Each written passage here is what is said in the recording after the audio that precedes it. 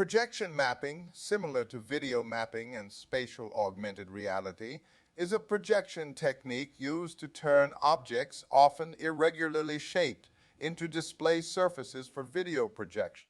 The objects may be complex industrial landscapes such as buildings, small indoor objects, or theatrical stages. Using specialized software, a two- or three-dimensional object is spatially mapped on the virtual program, which mimics the real environment it is to be projected on. The software can then interact with the projector to fit any desired image onto the surface of that object. The technique is used by artists and advertisers who can add extra dimensions, optical illusions, and notions of movement onto previously static objects. The video is commonly combined with or triggered by audio to create an audio-visual narrative.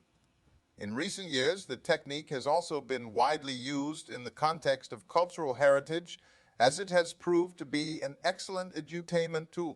Although the term projection mapping is relatively new, the technique dates back to the late 1960s, where it was referred to as the Madame Liotta effect, video mapping, spatial augmented reality, or shader lamp.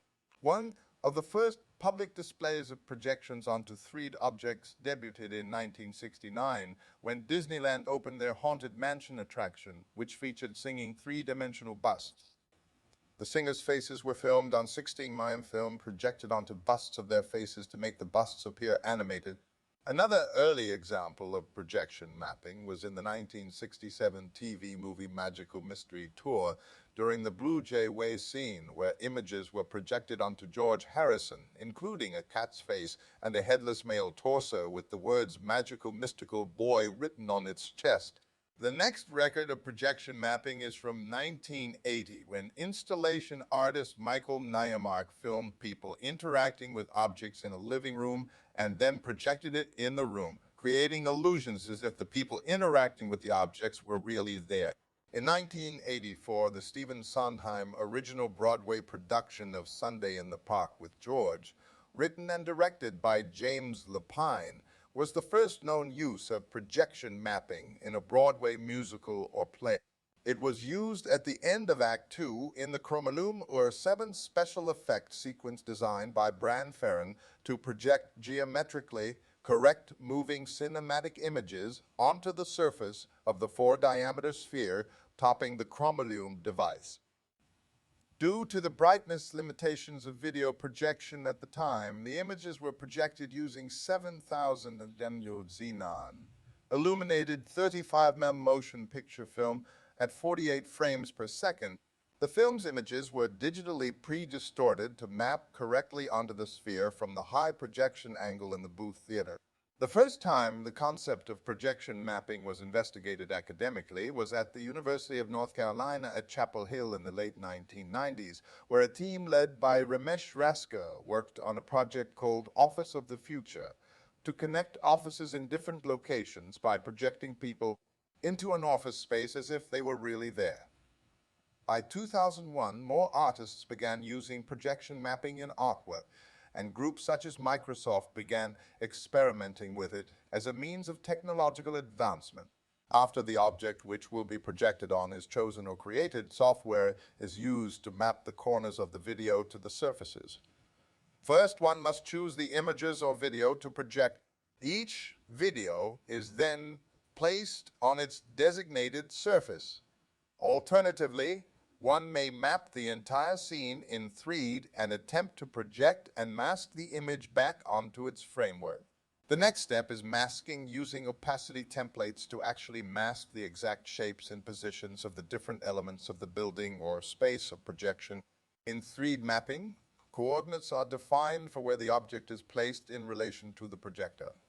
The projector's X-axis orientation, position, and lens specification result in a determined virtual scene. Adjustments are commonly made by manually adjusting either the physical or virtual scene for best results. Large projectors with 20,000 lumens output or greater are used for large-scale projections such as on city skyscrapers. Due to the scale and brightness some projects require, often large arrays of powerful projectors are combined into a single image through a method known as edge blending or stacking. The result is a much brighter projection that maintains its seamless look. This technique is used for most large projection mapping shows and requires skill and patience to be set up with specialized software. For smaller productions, smaller, lower output projectors are sufficient. In most cases, a 2200 lumen projector is adequate for projections under indoor light or theatrical lighting. Video mapping software can be used in projects like these, though Adobe Photoshop, Adobe After Effects, and other packages can also be used by creative artists. Extensible open source software frameworks are also available. Projection mapping first came to prominence through guerrilla advertising campaigns and video jockeys for electronic musicians.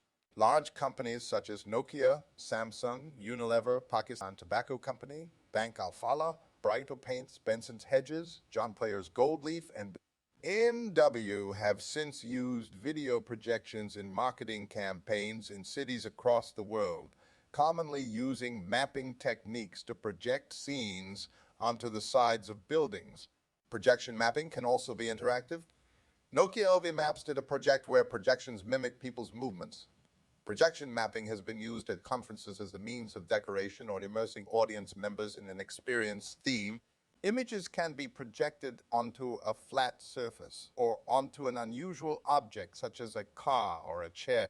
The festival Fête des Lumières in Lyon, a festival to honor the Virgin Mary, has recently incorporated 3D mapping in their productions, creating the illusion of a giant pinball machine on the side of a building.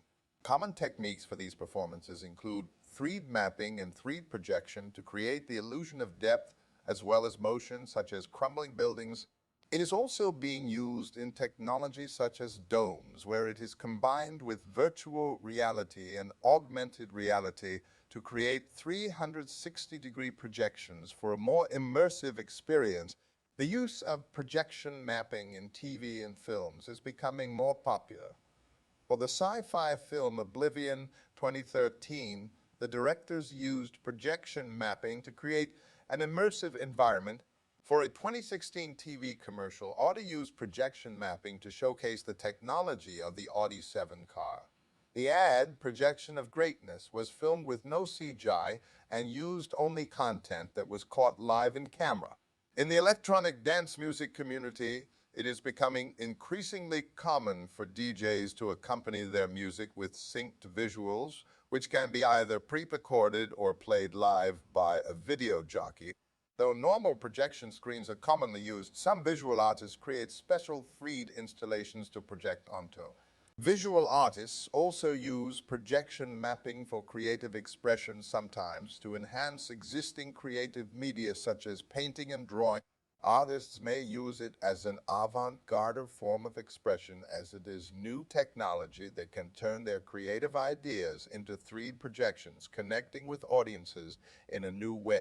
Video projections have appeared in urban centers such as New York City and London, where artists have used guerrilla projections in public without any necessary approval. This way, artists can show their work in any location, as anything and anywhere can be a canvas. Often, people also use it as a means of activism. The group Occupy Wall Street has used it to project onto the Verizon wireless building in New York City as a means to visually spread the word that Occupy Wall Street is still alive. The Japanese theater play Mysteries of Yoshitsune 1 and 2, 2012-14, is notable for the first major use of projection mapping in Japanese theater stage play.